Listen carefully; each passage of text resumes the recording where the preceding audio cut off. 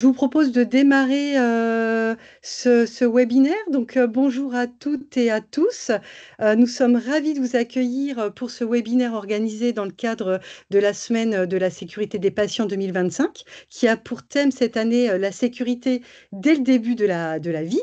Donc, ce temps d'échange nous permet de partager un retour d'expérience autour d'un cas d'infection à Streptocoque A en maternité, analysé comme un EIGS, donc un événement indésirable grave associé aux soins.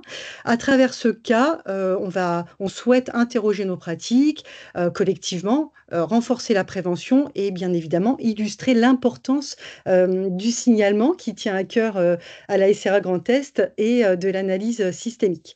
Alors, le webinaire débute maintenant pour une durée d'environ 1 heure et demie. Donc encore merci à toutes et à tous pour votre présence. Alors avant de démarrer, je vous propose de regarder ensemble quelques consignes techniques pour que ce temps d'échange se déroule dans les meilleures conditions. Alors, est-ce que ça... Yes. Voilà, bon bah super. Alors, pour assurer le bon déroulé du webinaire, on vous propose de garder vos caméras allumées si vous le souhaitez, mais par contre, de couper vos micros. Normalement, ils sont déjà coupés. Il faut les laisser couper pendant l'intervention pour une fluidité de l'intervention.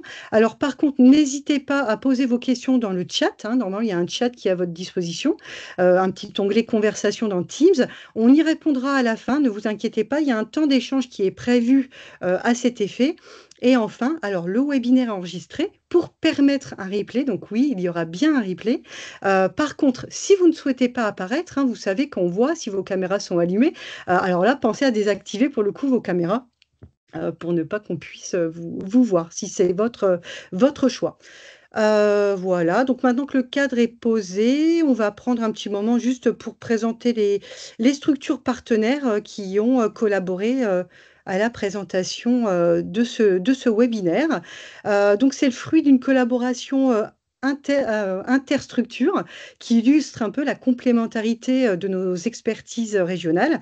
Donc, l'ASRA Grand Est, qui accompagne les professionnels dans la gestion des EIGS et les démarches qualité et gestion des risques. Donc, je suis Anne-Sophie Urbain, je suis la directrice de la SRA Grand Est et mes collègues se présenteront au fil des interventions.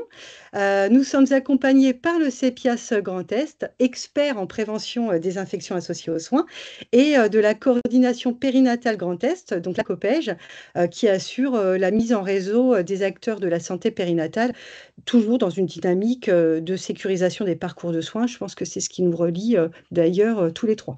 Donc, on a décidé de mettre en lumière un cas clinique qui est analysé pour illustrer les enjeux de sécurité en maternité dans le contexte de recrudescence de ces infections à strepto A. Le choix, vous l'avez compris, hein, il s'inscrit pleinement dans le cadre de cette SSP puisque on a été invité à porter une attention particulière sur la sécurité des soins dès les premiers instants de la vie. Voilà, donc on y est ici. Alors, le webinaire qu'on vous propose aujourd'hui, il va se découper en 5 temps. La présentation du cas clinique, l'analyse en tant qu'EIGS, hein, pourquoi c'est un EIGS, les leviers de prévention. On a la chance de pouvoir bénéficier d'un éclairage médical. Et enfin, nous aurons un temps donc d'échange pour répondre à l'ensemble des questions qui auront été posées dans le chat. Donc, pour ça, on remercie Émilie de la SRA Grand Est qui assure la surveillance technique de toutes les questions qui seront posées. Donc, on va démarrer par la présentation de nos trois structures et je vais garder la main du coup et je vais commencer par la SRA Grand Est. Voilà. Alors, l'ASRA Grand Est, elle a une existence régalienne de par le décret du 25 novembre 2016 qui complète la loi du 26 janvier 2016 de modernisation du système de santé. Donc, que précise ce décret? Il a défini déjà les EIGS, les événements indésirables graves associés aux soins. Il a mis en place cette obligation de les signaler et il a instauré les SRA pour appuyer les professionnels à la gestion de ces événements. Alors, du coup, vous l'aurez compris, comme c'est une obligation, chaque région dispose d'une SRA. On ne fonctionne pas tous de la même manière. On a pas tous les mêmes modalités de financement, mais en tout cas, chaque région bénéficie d'une SRA. Alors SRA, ça veut dire quoi? Ça veut dire structure régionale d'appui à la qualité des soins et à la sécurité des patients. Ça, c'est notre petit nom entier. On existe depuis mai 2018. On a été créé par Assemblée générale constitutive. Donc, vous voyez, 1 an et demi à peu près après le décret, hein, le temps de savoir un peu les modalités économiques, les modalités de fonctionnement. Donc, 1 an et demi. Et ensuite, on a commencé à fonctionner en février 2019. Donc, on est une structure assez récente. En plus, on a eu le Covid entre-temps. Donc voilà, donc la SRA est une structure qui fonctionne depuis 2019 et qui a été nommée SRA Grand Est en mai 2019 par l'ARS. On a un financement qui est mixte, on a une subvention de l'ARS pour toutes ces missions EIGS, mais on a également un système d'adhésion et de formation qui viennent compléter cette subvention. On a une équipe médico-soignante pluridisciplinaire avec donc des médecins, infirmiers, des ingénieurs qualité et toutes ces personnes qui composent notre support technique qui nous permettent de fonctionner au mieux et que l'on remercie. Notre siège est à Vendeuvre-les-Nancy et pour compléter ce maillage territorial, on a une antenne à Reims et une antenne sur Strasbourg. Alors, nos deux grandes missions, hein, de par le décret, l'appui à la gestion des EIGS. Les SRA, elles accompagnent tous les professionnels de santé, quel que soit leur secteur d'activité, hein, sanitaire, médico-social ou soins de ville, dans le signalement et surtout l'analyse systémique. Donc ça, c'est notre première grande mission. La deuxième grande mission, c'est la contribution à la politique régionale de la qualité et de la sécurité des soins, où là, on va notamment aider les établissements dans leur procédure de certification HAS ou d'évaluation des ESSMS, de par leur démarche qualité, gestion des risques. On va les former, on va aider à comprendre les exigences de la Haute Autorité de Santé. Voilà, voilà un petit peu rapidement ce qu'est la SRA Grand Est et je me fais un plaisir de passer la main au docteur Simon qui va vous présenter le CEPIAS. Merci beaucoup. Merci Madame Lurbain. Est-ce que vous auriez la gentillesse de me passer les 2 prochaines diapos, parce que je n'ai que 2 diapos pour présenter le Alors, CEPIAS. je, Et je, je je ne le vais pas, fais. je vais pas prendre la main pour 2 diapos. Le CEPIAS aussi est une organisation régalienne, puisque nous existons depuis très longtemps. Alors pas sous le nom CEPIAS, nous existions auparavant sous la forme d'un CECLA, Centre de coordination de lutte contre les infections nosocomiales, avec des antennes régionales qui correspondaient aux anciennes régions administratives. Et depuis un décret de 2017 et un arrêté de 2017, on a été donc reformaté donc, dans le centre d'appui pour la prévention des infections associées aux soins. 17 régions françaises, 17 CEPIAS. Vous avez un QR code. Si vous cliquez dessus, eh bien, vous serez renvoyé vers notre site internet. Diapo suivante. Très rapidement, parce que l'objet, c'est streptocoque en maternité, juste un rappel sur l'émission des CEPIAS, c'est apporter à la fois une aide aux professionnels de santé en termes d'expertise et d'appui, quels que soient d'ailleurs les professionnels de santé. Certes, nous travaillons essentiellement avec les établissements de santé dans lesquels on rencontre le plus d'infections associées aux soins, mais nous sommes aussi, et depuis surtout la période Covid, très proches des établissements et services médico-sociaux, et nous devrions travailler davantage, pas suffisamment, mais c'est ainsi avec les secteurs de soins de ville, parce que la demande est moindre. Autre mission confiée à tous les CEPIAS, aux 17 CEPIAS français, c'est de coordonner et d'animer des réseaux de professionnels. Et nous avons tout un catalogue de formations, d'informations sous forme de webinaires. La preuve, nous sommes là aujourd'hui pour en parler autour d'un sujet particulier. Nous participons à l'investigation et le suivi des déclarations des infections associées aux soins. Et ça, j'y reviendrai tout à l'heure, parce que vous verrez qu'à travers notre collaboration avec Santé publique France et les ARS, eh bien, nous participons au signalement des infections associées aux soins. Et dernier point, la mise en œuvre et le programme national, car il y a un programme national sur les infections associées aux soins. Donc, le CEPIAS est membre du REVA, du réseau régional de vigilance et d'appui, organisé donc par la veille sanitaire et les vigilances en lien avec l'ARS et Santé publique France. Voilà pour une présentation courte du CEPIAS Grand Est. Et donc pour la COPEJ, donc Coordination périnatale Grand Est, donc on est une association qui fédère donc les 3 réseaux en santé périnatale du Grand Est. C'est un rapprochement qui a été initié sous la réforme territoriale à la demande de l'ARS, avec l'objectif de mettre en œuvre, donc au niveau régional, les missions qui sont énoncées dans les cahiers des charges des réseaux en santé périnatale, cahier des charges d'ailleurs qui date de 2015 et qui est toujours en vigueur. Depuis 2019, vous entendez peut-être parler de dispositifs spécifiques régionaux en périnatalité, DSRP. Donc, c'est la requalification qui nous distingue dès lors des DAC, dispositifs d'appui à la coordination des parcours de santé complexes. Hein. Donc, il y a les DSRP d'un côté et les DAC de l'autre. Et donc, du point de vue de la COPEJ, donc, la dynamique de collaboration va se renforcer puisque, à horizon, enfin, on espère janvier 2026, donc la COPEJ va devenir la seule structure unifiée, donc le DSRP Grand Est par absorption des 3 réseaux en santé périnatale. Pour autant, nos missions, elles vont rester inchangées. Donc, on va contribuer, comme les réseaux le font actuellement, à l'organisation des parcours de soins en santé périnatale. Et comme les autres 2 structures, on accompagne l'ensemble des acteurs de la sphère publique, enfin privée, à la ville, à l'hôpital, dans le champ sanitaire, médico-social et social. Et ce qui nous rassemble, donc on est bien dans une démarche d'amélioration continue des pratiques et des organisations. En termes d'action, on use de tous les moyens d'action qui facilitent le lien entre les acteurs. Donc, on a également un rôle d'expertise auprès de l'ARS, d'analyse des besoins, de remontée des fragilités. Et puis, la COPEJ mène des actions de formation, développe des protocoles. Et en ce qui nous concerne, donc aujourd'hui contribue à l'amélioration des pratiques et notamment, notre rôle a été réappuyé dernièrement dans une instruction de 2023 au soutien à la démarche qualité en périnatalité. D'une part, on doit œuvrer pour améliorer la déclaration des événements indésirables de la part des établissements et on est également missionné pour apporter un appui à l'analyse d'événements de parcours qui sont particulièrement significatifs, notamment les événements indésirables graves qui sont déclarés, les cas d'anoxo-ischémie. On porte d'ailleurs un observatoire régional d'analyse des cas d'anoxo-ischémie en Grand Est, les cas d'Haute-Borne et certains cas de mortalité périnatale. Et puis voilà. Parce qu'on a fait aussi on a balayé un tour d'horizon de nos missions au niveau de la COPEJ. Et je passe la parole, je crois, à Geneviève, ma collègue.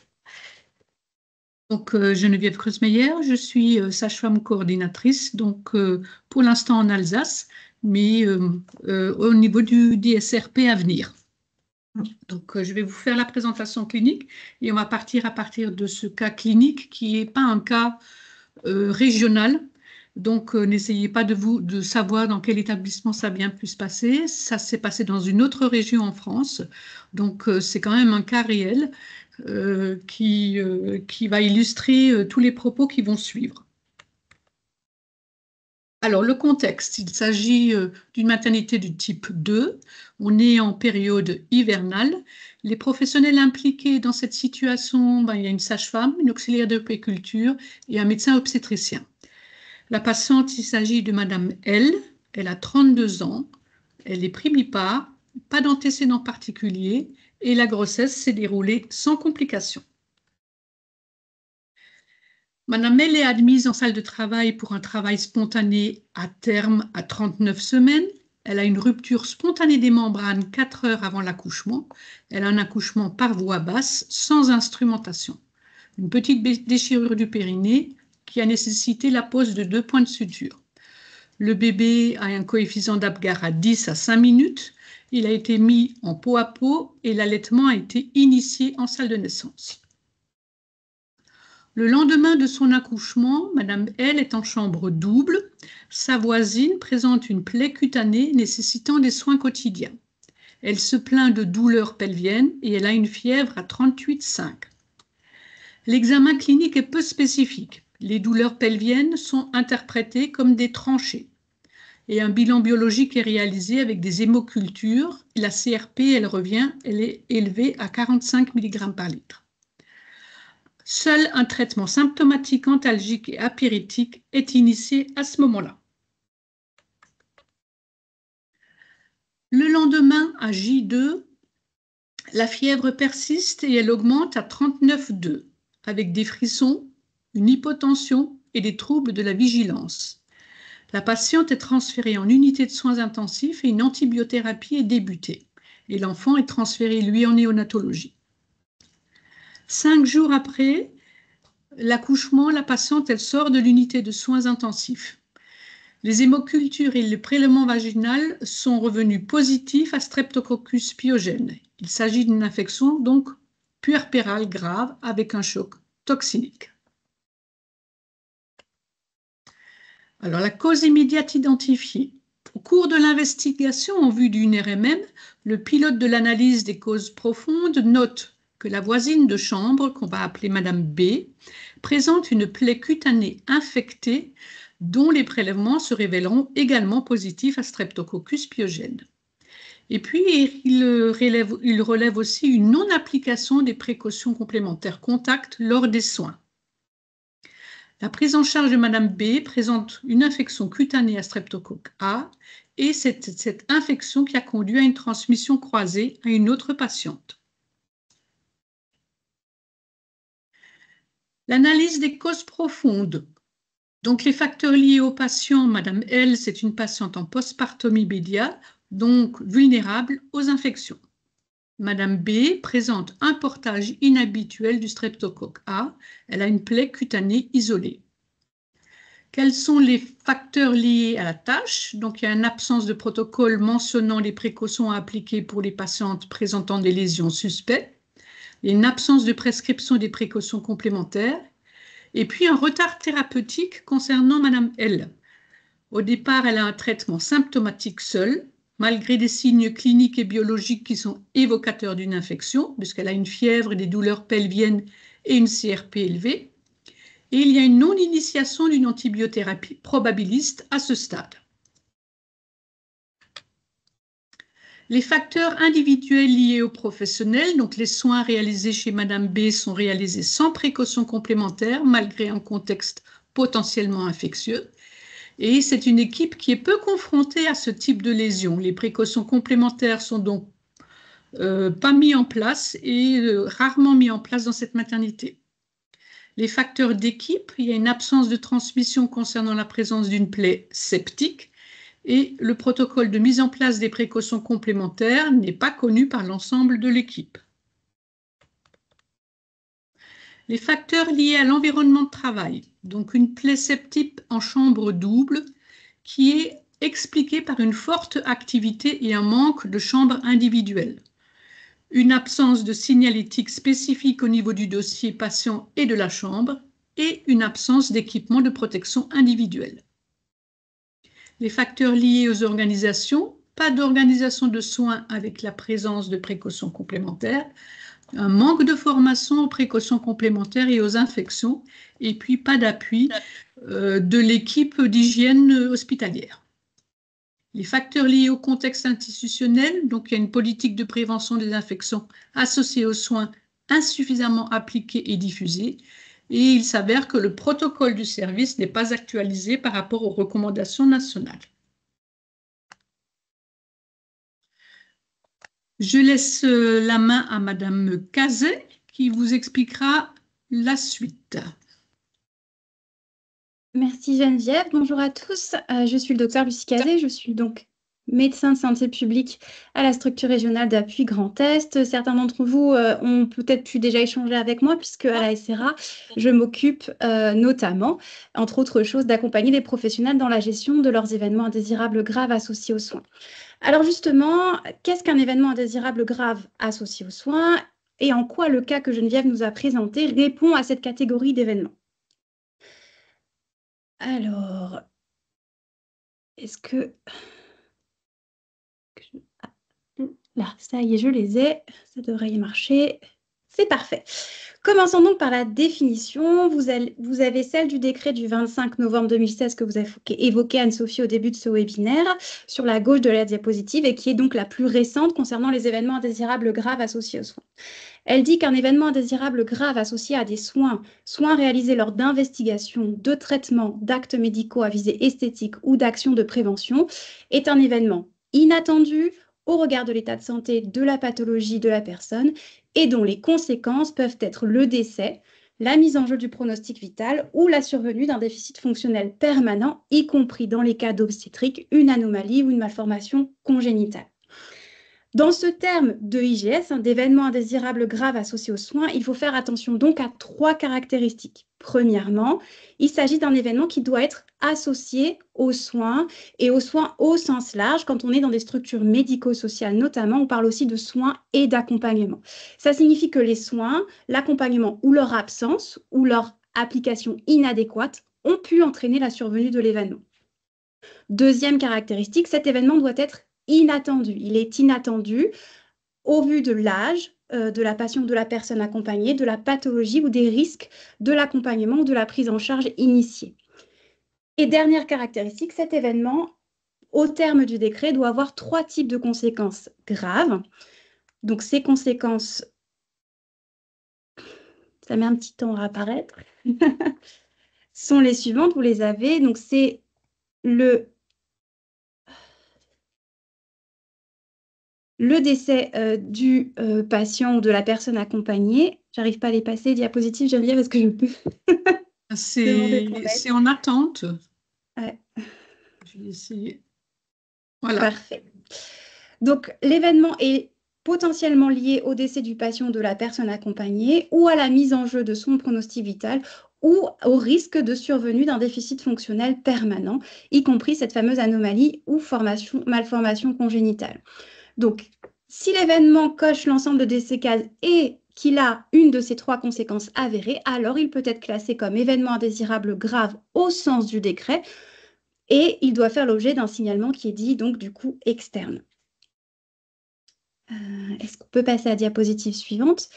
Pour vous aider dans ce questionnement, à la structure régionale d'appui Grand Est, nous avons créé un document qui s'intitule « Comment reconnaître un EIGS en 4 questions » et qui est disponible sur notre site internet, évidemment. L'idée, c'est de se demander, premièrement, qui est concerné par l'événement. Est-ce qu'il s'agit bien d'un patient, d'un usager ou d'un résident? Il ne s'agit pas d'un visiteur ou d'un professionnel. Si la réponse est oui, je peux passer à la question suivante. Est-ce que l'événement est lié aux soins? Donc, est-ce que le soin, l'accompagnement ou leur absence ont contribué à la survenue de l'événement? Si oui, est-ce que mon événement, il est grave au sens des 3 conséquences décrites dans le décret? Et enfin, est-ce que c'est un événement qui est inattendu au regard de l'âge de la personne, de ses antécédents, de son état de santé ou de sa pathologie? Si vous répondez oui à ces 4 questions, vous êtes probablement face à un événement indésirable grave et il va falloir enclencher la procédure de signalement externe. Si le doute persiste, si vous n'êtes pas sûr de répondre oui à l'ensemble de ces 4 questions, il est toujours possible de contacter la structure régionale d'appui Grand Est pour en discuter, pour en échanger et pour vous guider dans la classification et le signalement de vos événements indésirables graves associés aux soins. Du coup, essayons d'appliquer cette méthode au cas que Geneviève vient de nous présenter, si tu veux bien passer la diapositive. Donc, pareil, je vais dérouler les 4 questions. Donc, est-ce que l'événement concerne bien une patiente? Je pense que la réponse est assez évidente, c'est oui. Il s'agit bien d'une parturiente qui est hospitalisée à la maternité. Est-ce que cet événement est associé aux soins? Oui. La transmission croisée est liée à l'absence de mise en œuvre de bonnes pratiques attendues dans le cadre de prise en charge de plaies septiques. Donc, il est bien lié aux soins. Troisième question, est-ce qu'il est inattendu au regard de l'état de santé de la pathologie de la patiente? Oui, il s'agit d'une infection associée aux soins. C'est un événement qui n'est pas attendu dans la prise en charge des patients, qui n'est pas recherché dans tous les cas. Et il n'est pas lié ni à l'âge, ni aux antécédents, ni à la pathologie ou la prise en charge débutée de cette parturiente. Et enfin, est-ce que cet événement a une conséquence grave? Effectivement, notre parturiente a dû être transférée en soins intensifs. On peut considérer que son pronostic vital a été mis en jeu et il y a donc bien une conséquence grave selon les termes du décret. Donc cette événement est donc bien un événement indésirable grave associé aux soins selon les termes du décret et il va donc falloir effectuer cette déclaration externe sur le portail national de signalement des événements sanitaires indésirables. Donc, qu'est-ce qui se passe à ce moment-là? Une fois la nature de cet événement confirmée, tout professionnel qui en est témoin est dans l'obligation d'effectuer un signalement sur le portail signalement-social-santé.gouv.fr dont vous avez le lien sur la diapositive. Ce premier signalement, qui va être appelé volet 1, s'effectue sans délai et à la fin du signalement, vous pouvez solliciter l'appui de la structure régionale d'appui Grand Est pour vous accompagner dans l'analyse de l'événement. En parallèle, on n'oublie pas qu'il s'agit d'un cas d'infection associée aux soins et que donc une seconde déclaration doit être effectuée sur le portail ISIN. Je pense que ça, c'est quelque chose que vous avez tous bien en tête. Une fois qu'on a fait ce premier signalement, le déclarant, donc l'équipe qui déclare, a un délai de 3 mois pour analyser l'événement et mettre en place des actions de réduction du risque. Cette analyse, elle doit être réalisée en groupe pluriprofessionnel avec une méthode d'analyse dite systémique, des méthodes qui sont reconnues par la Haute Autorité de Santé. Et c'est sur cette gestion que la SRA Grand Est peut vous appuyer si vous en faites la demande. Une fois que cette analyse est réalisée, vous mettez en place un plan d'action de réduction du risque et l'ensemble des éléments d'analyse peuvent être saisis dans ce qu'on appelle un volet 2 pour la seconde fois sur le même portail. Donc finalement, si tu peux changer la diapositive Geneviève, à chacune de ces étapes de gestion de vos événements indésirables graves associés aux soins, que ce soit de l'identification au signalement ou à l'analyse, la SRA Grand Est peut vous appuyer sur l'ensemble de cette étape. Dans le cadre des événements d'obstétrique, comme à l'instar de cette action aujourd'hui, l'accompagnement peut être conjoint avec les réseaux de la COPEJ si nécessaire. Donc, on a identifié et signalé, ça c'est OK, mais finalement, je signale à qui, à quoi et où vont mes déclarations. Les volets 1 et les volets 2 des signalements que vous réalisez sur ce portail Internet sont envoyés aux agences régionales de santé. À réception, l'ARS va s'assurer de la maîtrise du risque par le déclarant. Est-ce que c'est quelque chose que les équipes sont en capacité de maîtriser seules ou est-ce qu'il faut une action extérieure à l'établissement pour aider et appuyer ? Et ensuite, une fois que ce besoin est écarté, les signalements sont revus périodiquement avec l'ensemble des structures régionales de vigilance et d'appui pour évaluer les éventuels besoins d'appui des déclarants. Par exemple, si vous avez notamment une nécessité de coordonner une analyse interstructure sur un parcours de patient, quand il y a plusieurs acteurs autour d'une même prise en charge, la SRA Grand Est va vous aider à coordonner cette analyse interstructure, par exemple. Une fois que les 2 volets de signalement ont été réceptionnés et revus en commission régionale, l'ARS va pouvoir les clôturer et les envoyer de manière anonymisée à la Haute Autorité de Santé. Donc anonymisée, c'est-à-dire qu'une fois que les événements rejoignent la base nationale, on ne sait plus du tout d'où ils viennent. L'ensemble des signalements ainsi reçus va constituer une base de retour d'expérience pédagogique pour partager les enseignements au niveau national et pouvoir déterminer des axes de travaux nationaux pour la sécurité des patients. Et je vous inviterai à aller sur le site de la Haute Autorité de Santé pour voir les travaux qui sont issus de cette base de retour d'expérience. Donc, l'ensemble du circuit que je viens de vous décrire est inscrit dans un document indisponible, encore une fois, avec les autres outils précédemment cités, dans le kit EIGS de la structure régionale d'appui Grand Est, sur notre site Internet.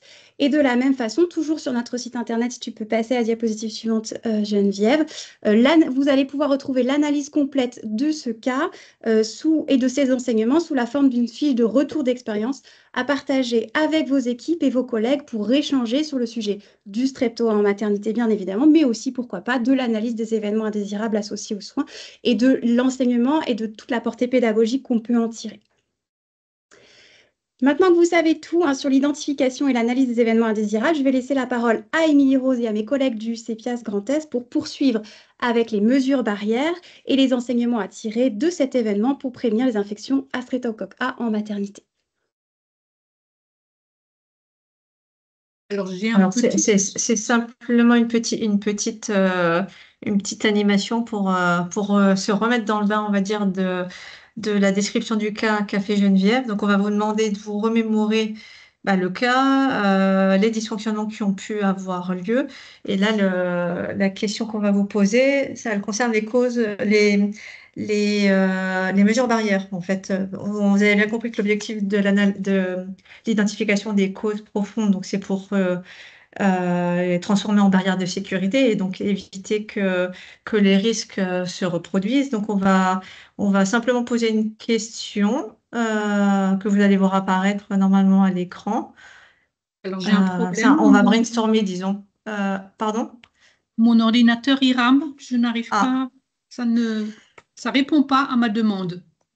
Ah, mince. Donc la question, elle s'affiche quand même, c'était quelles mesures barrières auraient pu éviter l'événement, mais il faut que vous puissiez répondre surtout.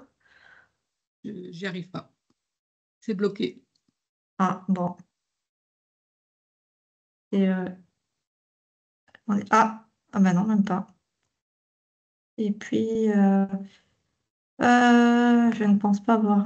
Ah, je vais tenter de voir de mon côté si si je le visualise ou pas le sondage, mais Ben, ouais. alors attendez, je vais essayer d'en faire un en direct, mais nouveau sondage, Si je tu vais vas le faire dans en Autre, direct. Alors, faut aller dans Autre. attends, quelle mesure barrière aurait pu éviter. Oh mince.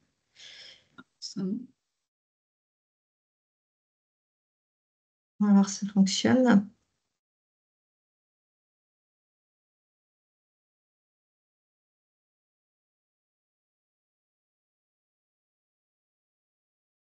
Je l'ai lancé. Ah.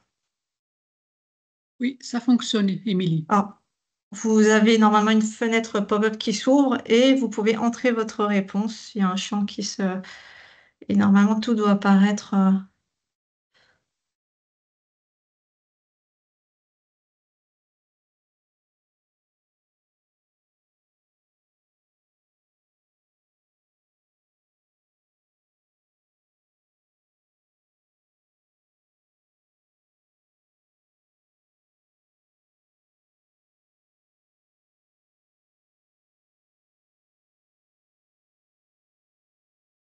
Huit réponses. On va encore laisser quelques secondes. On voit que alors, la taille représente la proportion. On voit que ça se joue entre chambres. On imagine chambre seule, isolement. Il y avait aussi précaution qui apparaissait. Alors là, chambre apparaît 9 fois, isolement 7 fois, précaution, donc standard ou complémentaire 5 fois. Ah, mais ça peut. Ah, c'est la chambre qui l'emporte. Or, normalement, si. Pardon, je vous laisse la parole, Loïc. On peut penser que par chambre, c'est chambre individuelle que les Oui, gens voulaient répondre, parce que oui, on peut rassurer les gens extérieurs à l'est de la France. Nos patientes sont bien dans des chambres quand même, hein. Donc, c'est. qu'elles soient individuelles ou à deux lits, c'est quand même des chambres qu'on leur fournit. Donc on peut penser que la réponse prédominante, c'est chambre individuelle, hein. Merci. Juste une réaction sur le mot isolement, c'est un mot que nous avons banni de notre vocabulaire depuis une bonne décennie quand même. Aujourd'hui, on parle de précaution complémentaire. Le mot isolement est un mot qui est un peu péjoratif, hein. Mais on entend, on comprend bien la réponse. Ouais, 50 réponses, donc oui. Normalement, si on a bien conçu la suite du webinaire, on va répondre à. On va balayer toutes ces mesures, notamment avec votre intervention, docteur Simon, sur. Si vous Je vous laisse la pouviez parole. juste fermer donc Pardon. maintenant Oh, le... pardon. Non, mais c'est pas, vous inquiétez pas. On n'est pas à la bourre, il est 13h05 et on a prévu jusqu'à 14h. Alors, est-ce que je peux fermer, moi? Si je clique là, voilà, c'est fermé. Alors, il faut que chacun puisse chacun ferme individuellement sa C'est ça, fenêtre sur c'est l'écran. ça. Voilà. Oui. Alors, si je dois avoir le contrôle, espérer que ça fonctionne. Sinon, je vais appeler à l'aide. Je n'ai pas obtenu le contrôle, Madame Kreuzmeyer. Oui, Vous n'avez pas j'espère. voulu me le donner, c'est pas grave. Les leviers de prévention, donc c'est une collaboration que j'ai faite avec Nathalie Jouzot, infirmière hygiéniste au CEPIAS, et puis vous verrez la contribution forte de Santé publique France et du docteur Rémi Lefrançois. Je vais revenir sur quelques points qui ont pu être évoqués dans le sondage précédent. Diapo suivante, Madame Kreuzmeyer. Alors, dans les infections à streptocoque A, il faut juste rappeler, alors rassurez-vous, je ne ferai aucun cours de microbiologie, la problématique de Streptococcus pyogenes, qu'on appelle communément streptocoque bêta-hémolytique du groupe A, SGA. Ce sont des cocci à Gram positif, souvent diplocoques en chaînette, mais ça, ce n'est pas très important pour nous aujourd'hui. Beaucoup plus important, ce sont des micro-organismes strictement humains, transmis principalement, et c'est important de connaître le mode de transmission, soit par gouttelette, soit par contact direct. Souvenez-vous de la plaie chez la patiente dénommée Madame B, avec un habitat donc, du Streptococcus pyogenes dans les différents organes suivants, l'oropharynx, la sphère génito-urinaire, et en règle générale, les infections à streptocoque du groupe A sont plutôt bénignes, mais malheureusement, et c'était le cas de notre patiente, elles peuvent être parfois graves, et vous le verrez tout à l'heure dans la partie épidémiologique, on a malheureusement quelques décès en France d'infections à streptocoque du groupe A. Diapositive suivante. Alors, par mesure, j'allais dire, de simplification, nous n'avons pas voulu, avec Nathalie Jouzot, reproduire une fiche, sachant que nos collègues du CEPIAS Occitanie, que je remercie à l'occasion, avaient conçu cette excellente fiche sur les infections à streptocoque A, qui date en plus d'une année, donc elle est tout à fait d'actualité, que vous pouvez télécharger. Il y a le lien de la fiche qui est présente sur cette diapo, et comme les diaporamas vous seront accessibles par la suite, et qui rappelle à travers une fiche que vous pouvez et que vous devez partager dans vos établissements, rappelle les éléments les plus importants, à la fois sur la durée d'incubation, on ne va pas y revenir, on n'est pas là pour faire un cours d'infectiologie et de microbiologie, c'est relativement court, c'est quelques jours. Le mode de transmission, je vous l'ai évoqué, la contagiosité qui en l'absence de traitement est quand même plus longue, 2 à 3 semaines, et encore plus longue, et c'était probablement le cas de cette patiente Madame B qui avait des lésions, alors ce n'était pas une lésion chronique qu'elle avait, forcément, cette contagiosité est raccourcie en cas d'antibiothérapie efficace. Et puis, il existe différentes formes. J'y reviendrai sur la dia d'après. Le diagnostic, on vous met quelques éléments de réponse avec la possibilité des tests rapides d'orientation diagnostique, les TROD, pour l'angine, la scarlatine. Pour les formes invasives, eh bien, c'est de la microbiologie beaucoup plus classique. Cette fiche aussi, qui est très bien faite, permet d'avoir des notions sur la gestion des sujets contacts, quelques notions d'infectiologie et de traitement anti-infectieux en première intention, et comment gérer les sujets contacts, puisque vous savez qu'il faut, en cas de risque d'infection grave, eh bien, chez les sujets à risque de forme grave, faire un traitement prophylactique.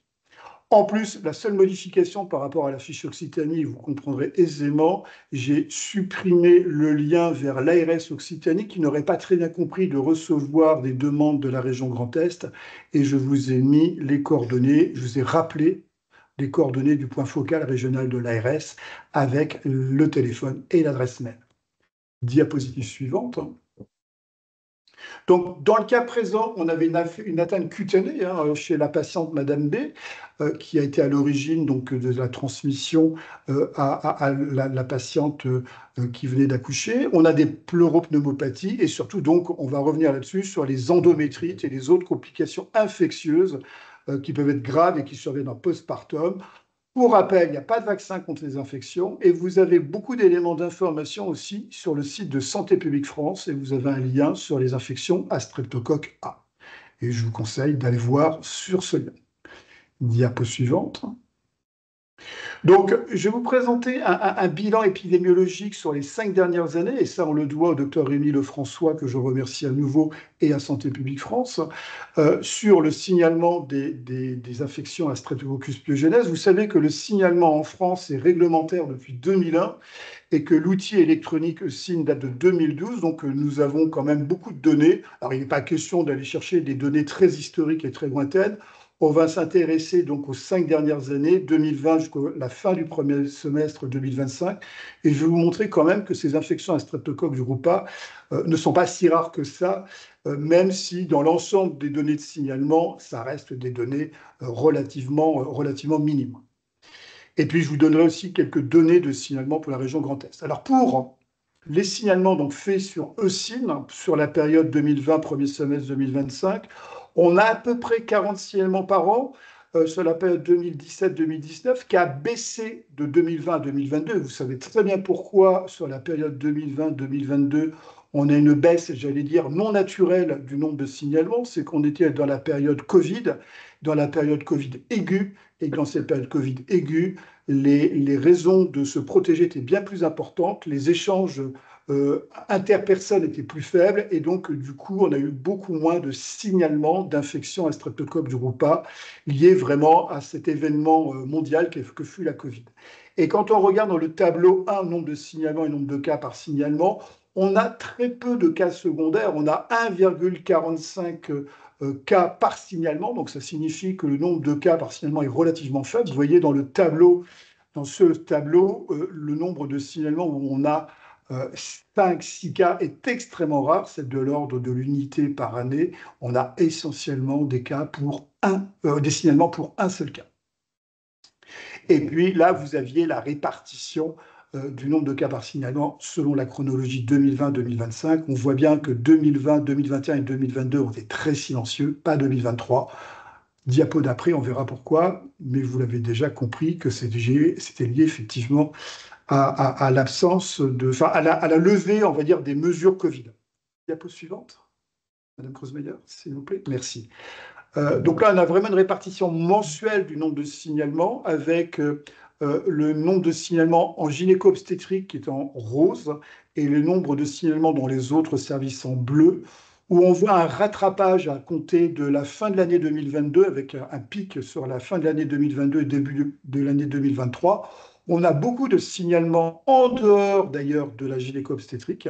Il a donc fait l'objet d'un certain nombre de rappels. Alors, le rôle probable des mesures barrières qui ont été très allégées sur cette fin d'année 2022 est très probable, avec un effet rebond, ce qu'on peut appeler un effet rebond à la levée de ces mesures barrières. Et l'une des conséquences, c'est que la DGS a dû rédiger une alerte dans un document à mars. Vous savez, c'est le message d'alerte qui a été donc proposé donc, le 6 décembre 2022 pour rappeler qu'il y avait un souci de recrudescence des infections à streptocoque du groupe A. Et d'ailleurs, on voyait bien que le rapport entre les signalements émis d'unités obstétricales par rapport aux autres services diminue donc dans la période antérieure à novembre 2022. On voit bien qu'il y a beaucoup de signalements qui ont été faits dans des services autres qu'en obstétrique, et donc cette augmentation relative plus importante des cas. Diapo suivante. La majorité des signalements concernent la gynéco-obstétrique, de façon très majoritaire, 56%. Puis après, on a aussi des signalements d'infection à streptocoque du groupe A en chirurgie, en médecine, mais on voit bien quand même que c'est l'obstétrique qui a une très large majorité, et qui dit service obstétricaux dit majorité, bien sûr, d'infections utéro-vaginales, très largement. Rappelez quand même que ces infections à streptocoque du groupe A ne sont pas des infections sans danger. 4,8% de décès sur les 353 cas recensés à travers les signalements EuSIN. Il y a 19 décès, c'est quand même beaucoup, 19 décès liés à ces infections à streptocoque du groupe A. Diapo suivante. Là, vous avez l'évolution en fonction des régions, parce qu'effectivement, et je sais, je remercie, d'ailleurs, on a des collègues d'Auvergne-Rhône-Alpes qui sont parmi nous à cet instant, on a une disparité régionale des infections à streptocoque du groupe A, et la région Grand Est, que j'ai surlignée en jaune, est une région dans laquelle il n'y a pas plus de signalements que dans d'autres, mais vous voyez dans ce tableau des régions qui proportionnellement, je pense à l'Auvergne-Rhône-Alpes, qui a plus, ils ont un quart, quasiment un quart des signalements d'infection à streptocoque du groupe A sur les 5 dernières années, quand nous, on a eu 17 signalements, ce qui correspond à 7%. Et on retrouve là les différentes régions. On voit bien ce pic de 2022-2023 avec un pic peut-être plus important pour la région Auvergne-Rhône-Alpes. Diapo suivante. Euh, À travers donc l'analyse des fiches SIN, on a pu donc uniquement pour le bio-obstétrical retravailler dessus et on voit bien que c'est génital essentiellement, mais on peut aussi avoir des hémocs positifs, hein, ce qui n'est pas illogique malheureusement, d'avoir des hémocultures qui permettent le diagnostic des infections à streptocoque du groupe A en milieu obstétrical et puis des infections urinaires, mais ça là on est sur quelque chose de beaucoup plus rare. Donc retenez plus de 80% des sites anatomiques donc génitales, vaginales, qui sont positifs. Et puis là, donc les régions d'émission, je ne reviens pas, parce que vous avez compris que, et je ne vais pas non plus insister sur le fait que l'Auvergne-Rhône-Alpes est surreprésenté dans les signalements. Infection génitale, 80%, dont des endométries, donc infection grave, et au niveau national, 3 décès sur les 173 cas en milieu obstétrical. Hein. C'est quand même quelque chose de relativement important à avoir à l'esprit. On n'est pas sur de l'anodin. Diapositive suivante. Pour la région Grand Est, donc, qui est notre cœur de région, vous avez à la fois donc, sur cette échelle de temps entre 2020 et le premier semestre 2025, les signalements qui ont été réalisés uniquement pour la région Grand Est, donc très peu en 2020, mais c'était une période très compliquée à cause de la Covid, mais on voit bien que 2022, on n'a pas connu le rebond que d'autres régions pu observer. On l'a plus vu sur 2023 et 2024, mais ça reste, j'allais dire, relativement faible en nombre de signalements. Et quand on regarde par département, je vous rappelle que la région Grand Est, c'est 10 départements. Sur les 10 départements, on a 6 départements qui ont été concernés par ces 17 signalements réalisés, avec un focus sur peut-être la Lorraine, avec la Meurthe-et-Moselle, la Moselle et les Vosges, moins sur l'Alsace et très peu sur la Champagne-Ardenne. Donc 17 signalements, 24 cas ont représenté pour nous, la région Grand Est, que 5,15% des signalements nationaux et une létalité qui est quand même, là aussi, pour la région Grand Est, qui était faible. Mais je suis un peu étonné des 3 décès sur 24 cas. Il faudra que je rediscute avec notre collègue Rémi Lefrançois. Diapositive suivante. Donc 7 signalements, 9 cas, je préfère un décès parce que ce décès, je l'ai vraiment en tête, il a marqué, c'est un décès qui a eu lieu dans les Vosges. Site anatomique déclaré avec des endométrites. Et là, on retrouve effectivement la répartition annuelle pour la région Grand Est. Je crois que j'ai terminé pour la partie épidémio, mais je n'ai pas terminé pour la partie prévention. Diapositive suivante, voilà. Alors, en termes de prévention, très vite, parce que c'est très simple en fait. C'est le port systématique du masque en salle de naissance. Et ce n'est pas nouveau. Déjà, la Société française d'hygiène hospitalière, il y a 20 ans, avait dans un avis rappelé que le port du masque était le meilleur outil de prévention des infections à streptocoque de groupe A en maternité. Et pas le port du masque, j'allais dire, que dans un cas très précis. C'est dans toutes circonstances, c'est-à-dire que le port du masque est indispensable pour toute personne, donc ça ne concerne pas qu'une catégorie de professionnels en salle d'accouchement, ça concerne tous les professionnels, la sage-femme, l'accoucheur, et dès le début, c'est-à-dire dès qu'il y a rupture des membranes, et bien sûr dans toute maternité, publique, privée, associatif aussi, le port du masque est recommandé, plus que recommandé, indispensable pour prévenir les infections à streptocoque de groupe A. Donc le port de masque chirurgical requis dès la rupture des membranes pour tout geste obstétrical. Donc les mesures de prévention sont simples. Il n'y a pas vraiment d'éléments de réflexion à avoir, sauf que, diapositive suivante, ça on verra, c'est la diapo d'après à laquelle je voulais faire allusion, ça a été rappelé dans les recommandations du haut. Non, mais c'est pas grave. Revenez sur la diapo précédente, il y a eu les recommandations du Haut Conseil de santé publique qui ont été réactualisées, parce qu'il y en avait des plus anciennes, le 7 juillet 2023, qui rappellent toutes les conduites à tenir lorsqu'on a un ou plusieurs cas d'infection invasive à streptocoque du groupe A, et surtout les conduites à tenir en cas de cas groupés. Diapo suivante. Et c'est là où je voulais peut-être faire un petit bémol sur le masque, c'est qu'il y a eu des recommandations de la Société française d'hygiène hospitalière à l'automne 2024 sur les précautions complémentaires respiratoires. Et là aussi, vous avez encore un excellent, j'allais dire, document du CEPIAS Occitanie. Je fais beaucoup, vous pourrez dire à mes collègues d'Occitanie que j'ai été très agréable avec eux. On a cette matrice de prévention de la transmission par voie respiratoire qui prend en compte la problématique de la ventilation. Alors, c'est quelque chose sur lequel vous n'êtes peut-être pas encore suffisamment infusé ou imprégné, mais avec les équipes opérationnelles d'hygiène, on va y travailler. Selon que la ventilation soit conforme ou non conforme, le port du masque chirurgical peut des fois faire place à un port d'appareils de protection respiratoire de type FFP2. Mais on ne va pas rentrer dans le détail aujourd'hui, ce n'était pas le sujet aujourd'hui, mais sachez que le masque peut parfois être insuffisant et il faut aller un peu plus loin. Mais on y reviendra dans d'autres champs et en tout cas dans d'autres webinaires. Diapositive suivante, je crois que c'est la dernière, juste un petit trait d'humour à travers ce dessin. Maman, je ramène un A en maths et la maman qui travaille à l'hôpital dit moi aussi, je ramène un A, mais du strepto A. Vaut mieux éviter, mais c'est vrai que les professionnels de santé ne se rendent pas compte parfois qu'ils peuvent être porteurs asymptomatiques. On peut être très souvent porteur asymptomatique de streptocoque du groupe A, et donc le port du masque chirurgical, voire du masque FFP2 est très utile, en plus bien sûr de l'hygiène des mains qui est quand même un élément essentiel, surtout au moment de l'accouchement, pour prévenir un certain nombre d'infections associées aux soins et infections puerpérales. Je crois que j'en ai terminé, diapositive suivante, mais je crois que ce n'est plus moi et je vous remercie. C'était aussi une fiche, je crois, je ne sais plus c'était une fiche qui résumait très bien, qui est une fiche non plus d'Occitanie, parce qu'on sait aussi faire des choses. On peut remercier la maternité Sainte-Anne à Strasbourg, qui propose aussi une fiche synthétique, du même type d'ailleurs que celle de nos collègues d'Occitanie, du CPS Occitanie, et vous pouvez là aussi télécharger. Et ce qui est intéressant dans cette fiche, c'est l'arbre décisionnel sur la conduite à tenir en salle de naissance face à une suspicion d'infection à strepto A chez une patiente.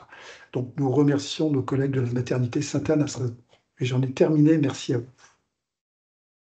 Merci. Monsieur Gabriel, c'est à vous. Pas de son. Vous n'avez pas, professeur Gabriel, vous n'avez pas ouvert votre micro, on ne vous entend pas. Pensez bien à l'ouvrir. Voilà, micro, là vous m'entendez? m'entendez? Oui, c'est parfait. Merci beaucoup. J'avais juste une petite question. Est-ce que c'est Geneviève qui passe les diapos et je lui dis à chaque fois, c'est ça, non? Oui. D'accord. Bah écoute, c'est comme d'habitude, l'obstétricien demande et la sage-femme exécute. Voilà. Rien de particulier. Alors, bon, jusqu'à il y a 5-6 ans, honnêtement, je ne connaissais rien au streptocoque A. D'accord? J'ai peut-être eu des cours là-dessus jadis pendant mes études, mais ça m'était sorti de la tête. Et donc, pour moi, le streptocoque A, ce n'était pas un sujet de préoccupation. Mais bon, je suis médecin expert auprès des tribunaux. Et puis, dans le cadre du réseau périnatal, eh ben, écoutez, je fais pas mal de RMM. Et donc, j'ai eu l'occasion, ces toutes dernières années, de voir 2 cas sévères, ces 2 cas mortels, parce que généralement, ce qu'on voit dans les expertises ou dans les RMM, ben, c'est les formes les plus sévères. Et donc, voilà, je présente un tout petit diaporama, c'est le b.a.-ba à connaître pour les personnes qui ne connaissent pas. Donc, je reviens un tout petit peu sur ce qui a été dit tout à l'heure. C'est un germe, le streptocoque A, c'est un germe qu'on retrouve de manière banale chez des porteurs sains. On le retrouve au niveau de la peau, au niveau de la sphère ORL, et donc, ben voilà, il est asymptomatique. Néanmoins, il peut donner des infections superficielles, donc infections ORL, infections cutanées, qui sont relativement fréquentes et qui sont bénignes. Donc, c'est l'impétigo, les angines, etc. Et puis, il peut donner aussi des infections profondes, qui sont beaucoup plus rares, mais aussi beaucoup plus graves. Et ces infections profondes s'accompagnent dans environ 20% des cas d'un choc toxinique, qui est quelque chose d'assez effroyable. En revanche, donc, ce germe, on le retrouve sur la peau et dans la gorge, mais en revanche, on ne le retrouve pas dans le vagin. D'accord? Il n'appartient pas à la flore vaginale normale. Il y a eu plusieurs études chez des femmes enceintes. On a fait des ECB vaginaux systématiques. Et en fait, la prévalence du portage du streptoa, c'était moins de 0,06%. Voilà, autrement dit, c'est vraiment un portage qui est tout à fait exceptionnel. Madame Kreutzmeyer, diapo suivante. Voilà. Donc, il y avait une étude française, alors il y en a peut-être eu d'autres depuis, mais j'avais fait cette revue il n'y a pas très très longtemps, donc à ma connaissance, c'est la plus grande étude française sur le sujet. C'est une étude qui avait été faite en 2007. Et donc, ils avaient rapporté en France 664 infections profondes à streptocoque A, c'est-à-dire une incidence de 3 cas pour 100 000 habitants. Et sur ces 644 cas, ben, il y en a eu 144 qui étaient associés à un choc toxinique, donc 21%. Et les chiffres importants, c'est la mortalité. Sur l'ensemble des cas, il y avait 14% de mortalité. Et en cas de choc toxinique, il y avait 43% de mortalité. Donc ça vous dit la gravité de ces infections. Diapo suivante. Donc, il y a eu une méta-analyse récente en 2023 sur les données les données obstétricales essentiellement. Et donc, cette méta-analyse avait rapporté 40 études et 1160 femmes. Et ce qui est assez remarquable, c'est que la très grande majorité des cas, plus de 90% des cas, étaient survenus dans le postpartum. Et ces formes qu'on observe dans le postpartum paraissent également un peu moins graves. En revanche, l'infection, elle est extrêmement rare pendant la grossesse. En tout et pour tout, il y a une trentaine de cases reports gynécologiques. Hein. C'est tellement rare que quand on a un cas, on le publie. Et le mode de contamination présumé de l'utérus, ben, c'est une voie génitale ascendante à partir d'un portage vaginal. Comment arrive ce portage vaginal? Eh bien, probablement qu'à l'origine, il y avait un portage ORL ou une infection ORL. La bactérie a été déglutie, elle se retrouve sur le périnée et elle remonte dans le vagin. Diapo suivante. Voilà. Et donc, en tout et pour tout, j'avais fait une revue de la littérature assez complète, assez sérieuse, me semble-t-il. Je n'ai retrouvé qu'une dizaine de cas survenus après un geste gynécologique. Alors, n'importe quel geste, hein, ça peut être, il y avait des IVG, des IMG, des poses de stérilet, une biopsie d'endomètre, 2 hystéroscopies. Voilà, c'est le genre de geste qui a été à l'origine d'une infection sévère à streptoa avec choc toxinique. Et en général, alors l'évolution est très foudroyante, hein, ce sont des histoires très courtes, et le début des symptômes est survenu habituellement seulement 24 à 48 heures après le geste. Diapo suivante. Donc, il me reste 2 diapos pour rapporter les 2 cas que j'ai observés. Et vous allez voir qu'effectivement, c'est très très court. Hein. Donc, Madame P, c'est une 4e geste, 3e part. Elle a eu une fausse couche du 1er trimestre. Oui, effectivement, là, je viens de voir passer une question. Il y a eu aussi un cas après une fécondation in vitro. Hein. Et donc, le premier jour, J1, il y a eu une aspiration pour une fausse couche du 1er trimestre, un dossier tout à fait banal de chez banal, rien à dire. J2, elle va bien, elle rentre chez elle. J3, il y a des douleurs diffuses des 4 membres, ça débute brutalement, hein, ça s'installe en l'espace d'1 heure, mais voilà, des douleurs diffuses des 4 membres, un purpura, des métrorragies nauséabondes, un tableau de CIVD, une insuffisance rénale aiguë, tout ça s'installe extrêmement rapidement. La patiente, il est noté dans le dossier qu'elle hurle de douleur. Très rapidement, elle tombe en état de choc. J4, intubation, il y a des symptômes neurologiques, un tableau de choc septique. C'était dans un CHU. Hein. Un purpura extensif, des hémocultures positives à streptocoque A. J5, on tente une hystérectomie de sauvetage. Et J6, malheureusement, elle meurt. Et donc, on avait retrouvé ensuite du streptocoque A dans le vagin. Diapositive suivante. Alors, bien sûr, tous les cas ne sont peut-être pas comme ça, hein, mais ce que je présente, ça représente quand même une partie significative des formes graves d'infection à streptocoque A en gynéco-obstétrique. Madame R, 40 semaines, alors là c'est une histoire qui est encore plus courte.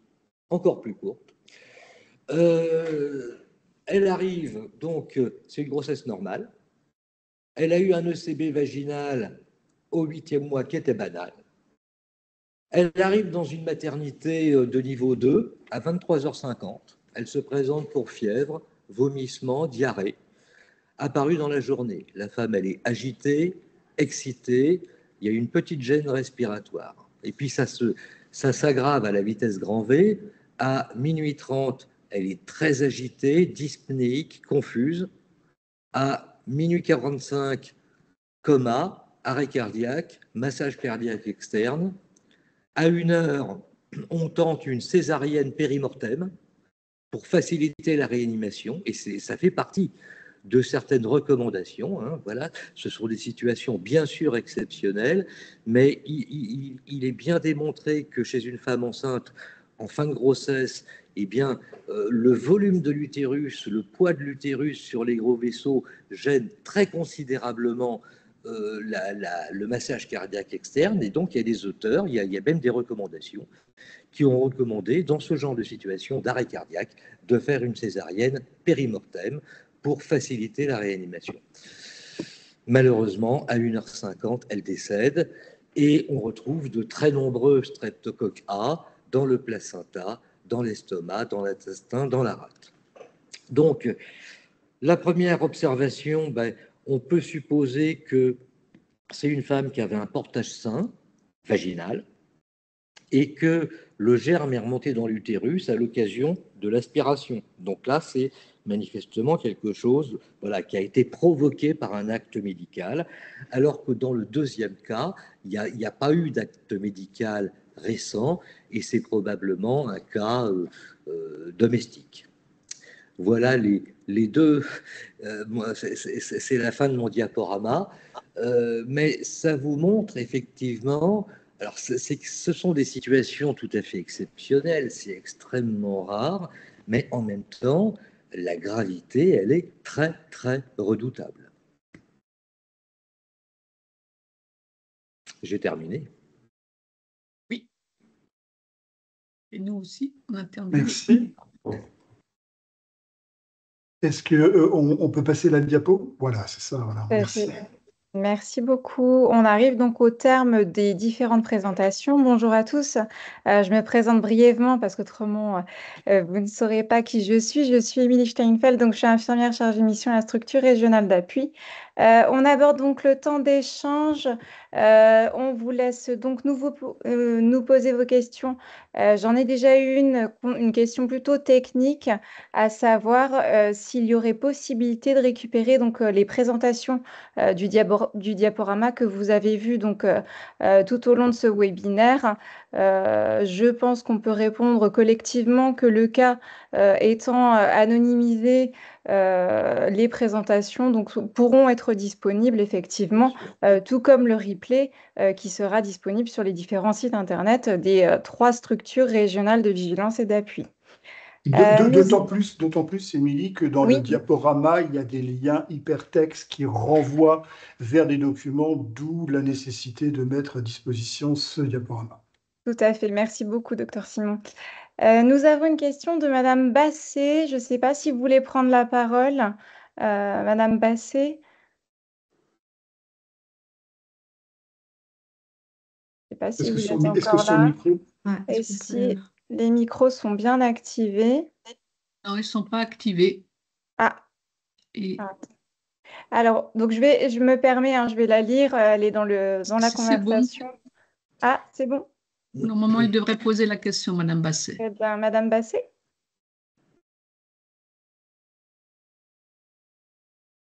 Sinon, viens dans mon bureau, Pascal. D'accord. C'est ma collègue. Okay. Qui est sage-femme sur le site de la Lorraine.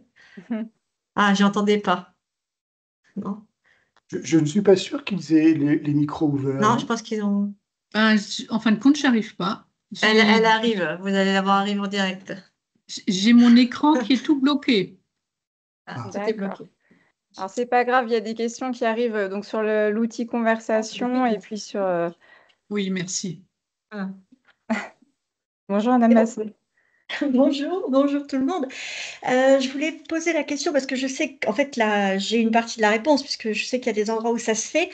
L'intérêt de mettre en place, alors pas du dépistage, mais en tout cas que de façon systématique à l'arrivée d'une maman à la maternité, d'une patiente à la maternité, on peut poser la question des symptômes évocateurs de streptoa, ne serait-ce que le mal de gorge, enfin voilà, les symptômes de la sphère ORL, ce qui permettrait de faire un test rapide, un peu comme aux urgences, il y a des tests rapides pour détecter le streptoa et en cas de test positif, pouvoir mettre en place les mesures barrières, déjà prévenir la famille, proposer un traitement antibiotique. Donc voilà, je sais qu'il y a des établissements qui le proposent. Moi, je trouve que c'est intéressant. Après, est-ce que il y a vraiment un intérêt de le faire de façon complètement systématique pour tout le monde? Non. Enfin, je veux bien tenter de répondre. À mon avis, le dépistage systématique n'est pas coût efficace, même si effectivement on a vu des situations dramatiques. Hein. Vous ne pouvez pas proposer systématiquement un dépistage de streptoa à toute parturiente. C'est comme si on proposait un dépistage de staph doré à toute personne devant être opérée. Il faut cibler. Alors, le ciblage, il va se faire s'il y a effectivement des signes cliniques évocateurs. Là, par contre, s'il y a des signes cliniques évocateurs d'angine ou d'infection cutanée à streptocoque ou pas, là, ça va être très intéressant de faire un dépistage. Mais le rendre systématique, je ne suis pas certain que ce soit co-efficace. Non, mais de poser la question systématiquement. Ah, par contre, vous pouvez poser la question. Voilà, vous de pouvez rendre poser la question à la question parturiente systématique. si elle a dans son entourage quelqu'un qui a une angine, si elle a quelqu'un qui a une infection cutanée, pourquoi pas. Après, la vraie difficulté, ça va être de pouvoir analyser la réponse. Alors, pour une angine, ça paraît assez facile. Pour des infections cutanées, ça va être un peu plus compliqué. Et à partir de là, de proposer un dépistage sous forme de TROD à la parturiente, pourquoi pas. Mais pour une angine, ça me va bien quand il y a une angine dans le cercle familial. On voit souvent des risques de transmission dans le cercle familial. Là, ça peut être intéressant de poser systématiquement la question à la parturiente. Et c'est d'ailleurs dans l'ensemble des outils qu'on a pu vous présenter au cours de ce webinaire, l'objet des affiches de la maternité de Sainte-Anne qui pose, donc on est effectivement une maternité strasbourgeoise, donc en 3 langues différentes. Est-ce que vous avez des symptômes comme de la fièvre ou de la toux, etc. Et donc cette affiche interpelle les parturientes sur le fait d'aller se signaler, de signaler ces symptômes pour avoir une action adéquate sur le sujet. Geneviève, tu peux peut-être les réafficher à l'écran, les outils. C'est le logigramme et puis l'affiche. Voilà. C'était celle-ci. C'est pas mal, hein. C'est bien. Très bien, merci beaucoup en tout cas Madame Basset pour votre question. On a une question de Madame Négrin. Je ne sais pas si vous voulez prendre la parole Elle peut ouvrir son micro. directement. Ça rame chez moi. Ah j'arrive oui, pas. alors la question, c'est pourquoi ne pas dépister comme le streptocoque B? Eh non, c'est pas pareil. C'est pas pareil, si je peux me permettre. Le streptocoque B, c'est 10% des femmes enceintes. C'est énorme. Vous comprenez? Et c'est la septicémie néonatale la plus fréquente et la plus grave. Donc, le nombre de cas, avant qu'on fasse toutes les mesures que vous connaissez, le nombre de cas était quand même important. Donc voilà, en termes de santé publique, il y a des résultats attendus, un retour sur investissement qui est important, il n'y a pas photo. D'accord? Pour le streptocoque A, c'est combien de femmes enceintes en France sur les 700 000 qu'on a sont porteuses de streptoa dans le vagin? Je ne sais pas, moi, 200, 300. C'est très difficile, ce n'est pas du tout les mêmes enjeux. Merci beaucoup pour votre réponse, professeur Gabriel. On a une question de Madame Petit. Je ne sais pas si du coup le micro va fonctionner ou pas. En tout cas, elle est dans la conversation. En cas de streptocoque A, dans un ECBV à 8 mois traité par antibiotiques, quelle conduite à tenir lors de l'accouchement 1 mois plus tard? Est-ce qu'il faut mettre en place une antibioprophylaxie? Alors, je ne sais pas, je peux me permettre, je donne mon avis. Bon, ce qui est sûr, c'est que la découverte d'un streptoa par hasard dans un ECB vaginal, ben, ça doit faire l'effet d'un choc électrique, hein, ça c'est clair. Alors en général, le laboratoire, moi j'avais vu ça passer récemment, j'ai eu un cas comme ça, et c'est clair que le laboratoire, il donne le résultat en gros, en gras, il vous dit ce qu'il faut faire, et donc vous comprenez tout de suite que voilà, c'est pas comme d'habitude. Donc oui, alors on trouve un portage de streptoa, par exemple, je ne sais pas, au 8e mois, eh bien forcément, on va le traiter.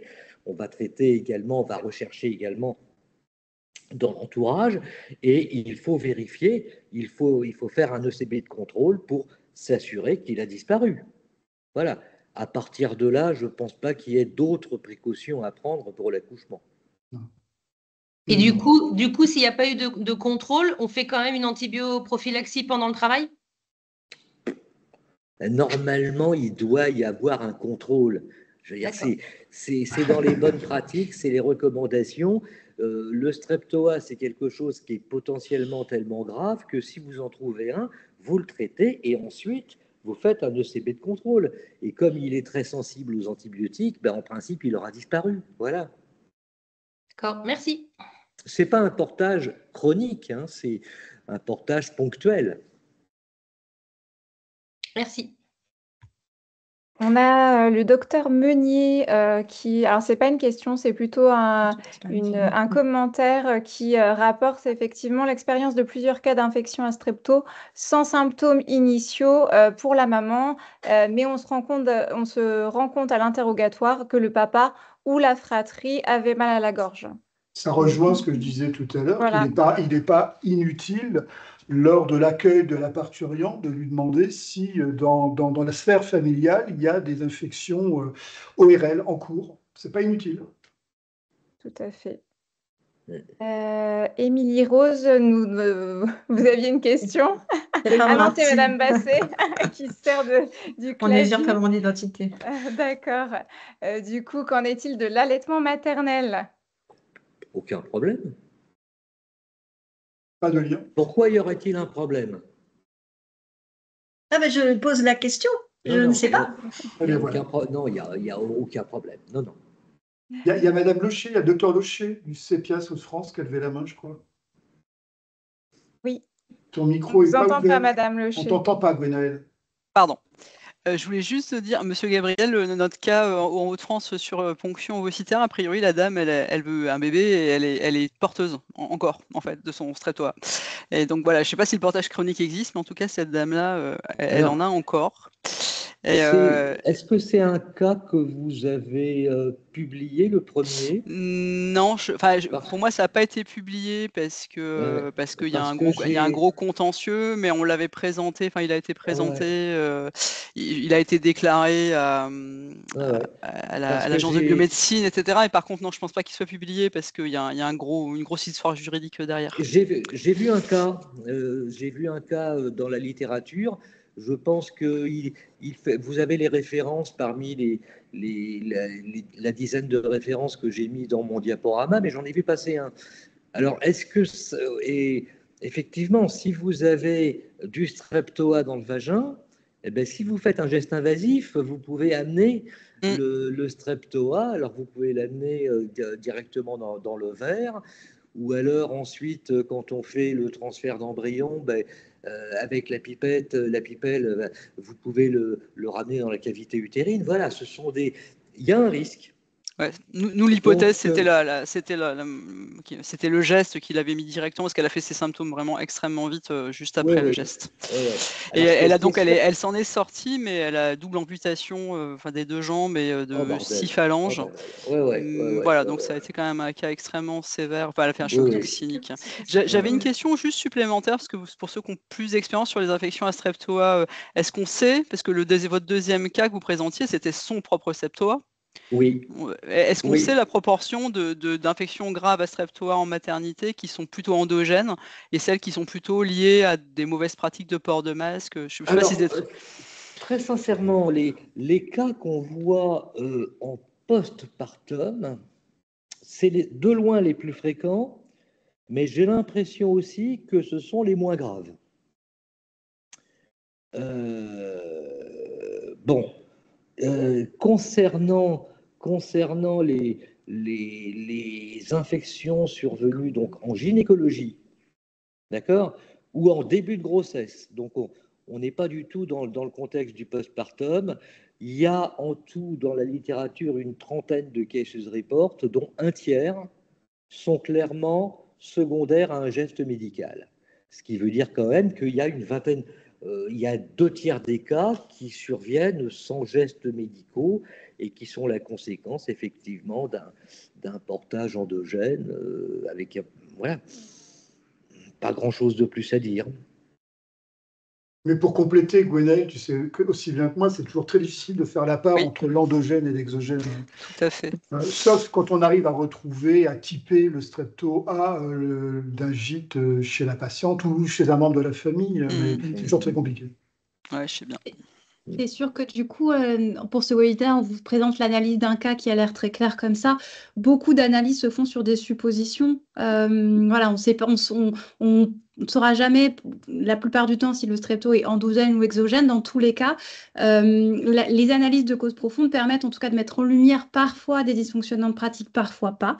Et ça reste, en tout cas, sur des hypothèses, ça reste important de le faire pour pouvoir ensuite améliorer les pratiques et les prises en charge. Bien sûr. Il nous reste encore 2 questions qui ont été posées donc, dans le chat. On a Madame Adag Linda. Je ne sais pas si vous voulez poser la question, si vous avez possibilité ou pas de prendre la parole. Sinon, je la pose directement. Oui, bonjour. Merci Bonjour. à tous. Et puis, je voulais savoir, est-ce qu'il y a des effets secondaires sur le fœtus ou pas? Pas que je sache, en tout Merci. cas, les infections pendant la grossesse sont très rares. C'est vraiment très rare. Et on va dire que ce que ça peut donner à ce moment-là, c'est un avortement. C'est pas des effets tératogènes. Mais en tout et pour tout, dans la littérature, il n'y a qu'un seul cas documenté d'avortement spontané à streptocoque A. Un seul.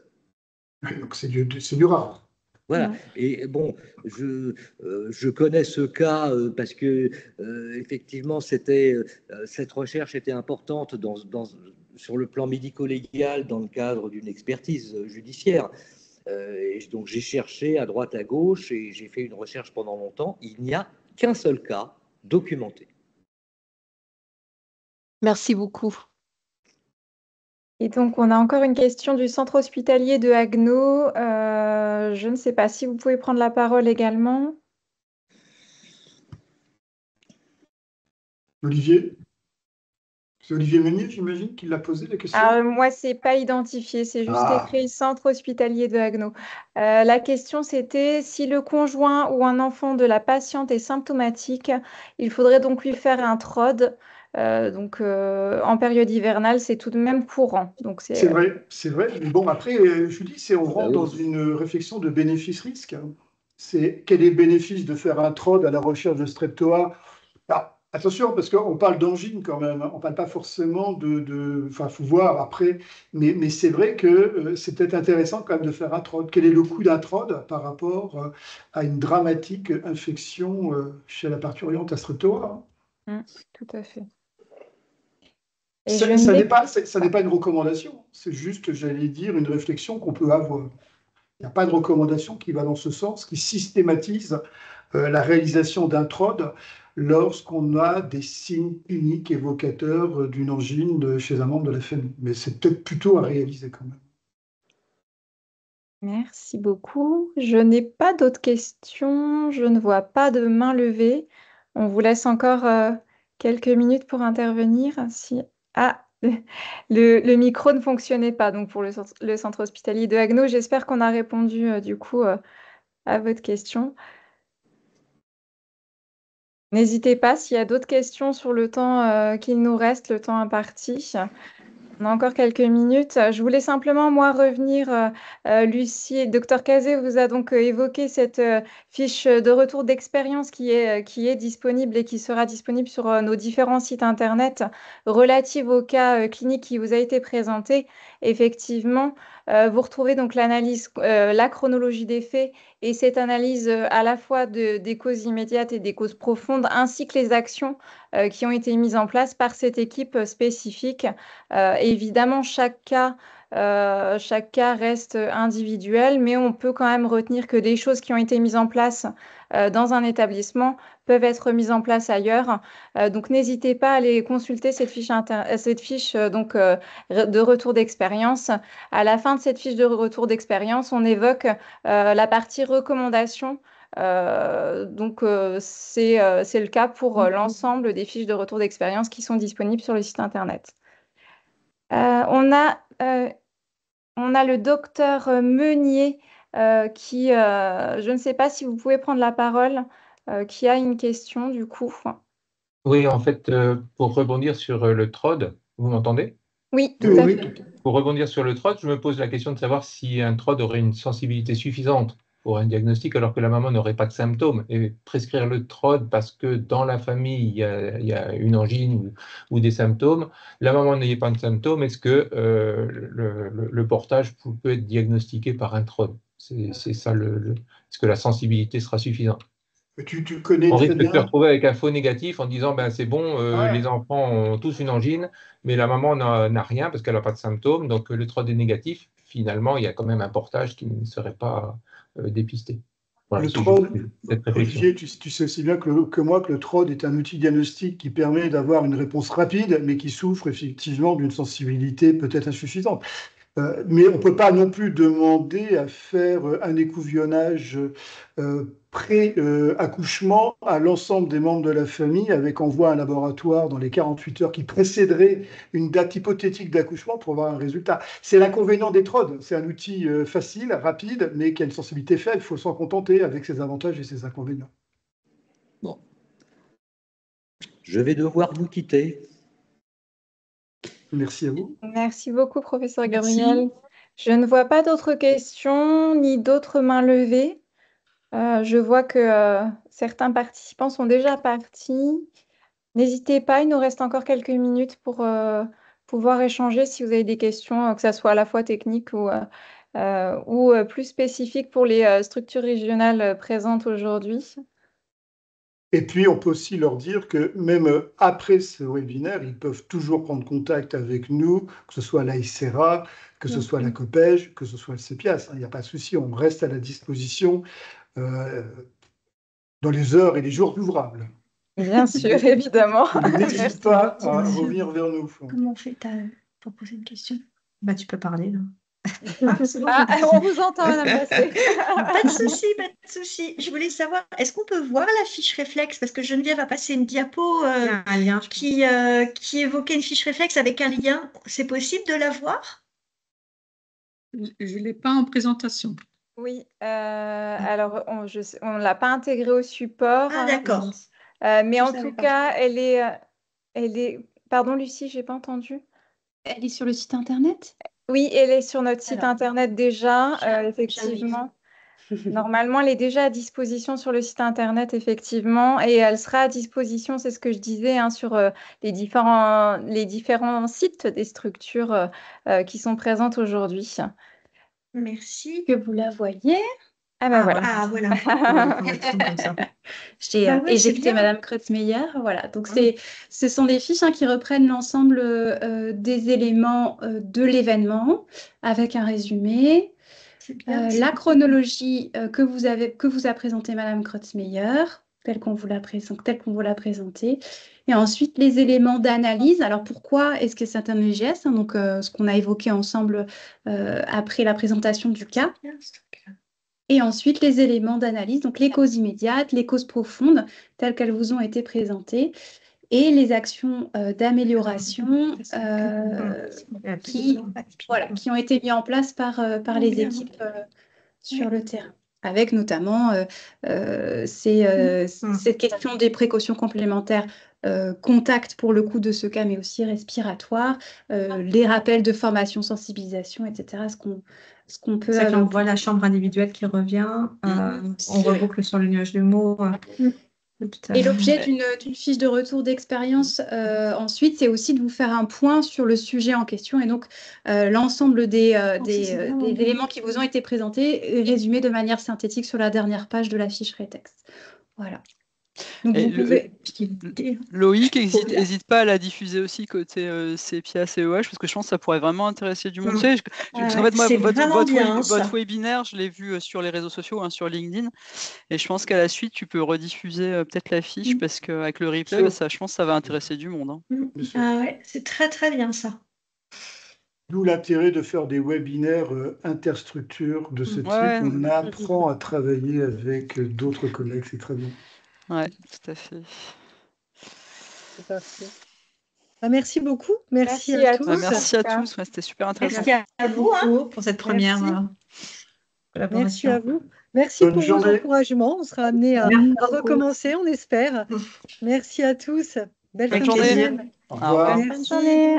À bientôt. Au revoir. Au revoir. Au revoir. Au revoir.